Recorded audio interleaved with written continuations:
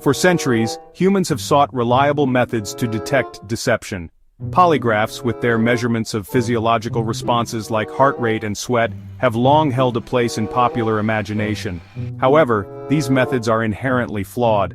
They rely on the assumption that lying induces measurable physiological changes, but anxiety, nervousness, and fear can also trigger these responses. This makes it difficult to distinguish a lie from genuine emotional distress. Furthermore, individuals can be trained to manipulate their physiological responses, rendering these methods ineffective. The search for a more objective and reliable method led to brain-based lie detection techniques. Functional magnetic resonance imaging, or fMRI scans for instance, can identify brain regions associated with deception. However, these methods are costly, time-consuming, and require specialized equipment.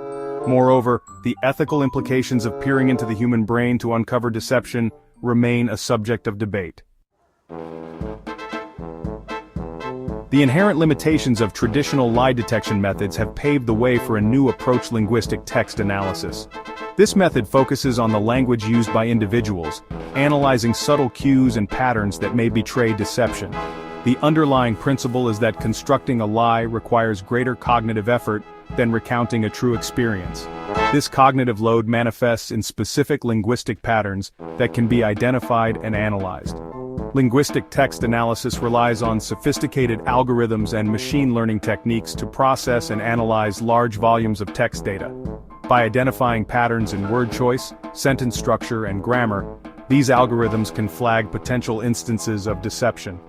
Unlike traditional methods that rely on indirect measures, linguistic text analysis focuses directly on the language of deception.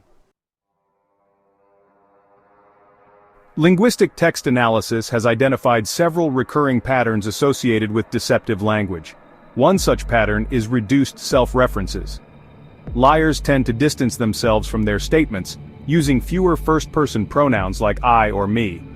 This distancing serves as a psychological buffer, reducing their sense of responsibility for the lie. Instead, they may use third-person pronouns or passive voice to deflect attention from themselves. Another common pattern is the use of negative language. Liars often exhibit an increase in negative emotion words like hate, sad, or angry. This may stem from feelings of guilt or discomfort associated with the lie.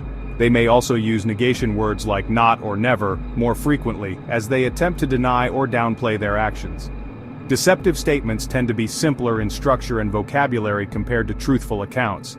This is because lying requires significant cognitive resources, leaving less capacity for complex language processing.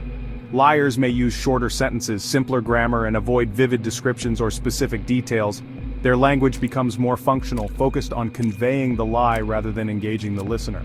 Conversely, liars may overcompensate by constructing overly long and convoluted sentences. In an attempt to sound more credible, they may add unnecessary details, tangents, or qualifications. This complexity serves as a smokescreen, obscuring the underlying falsehood.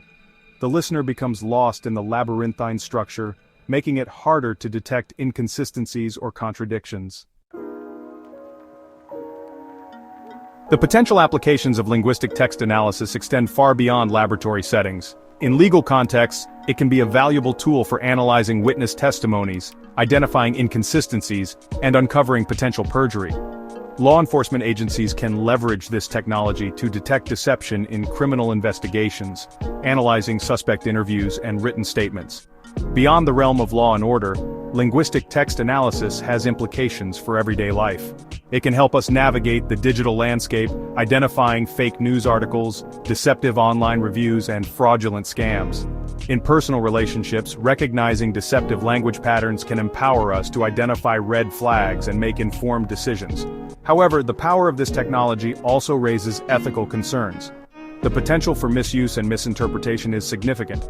Linguistic cues alone cannot definitively prove deception.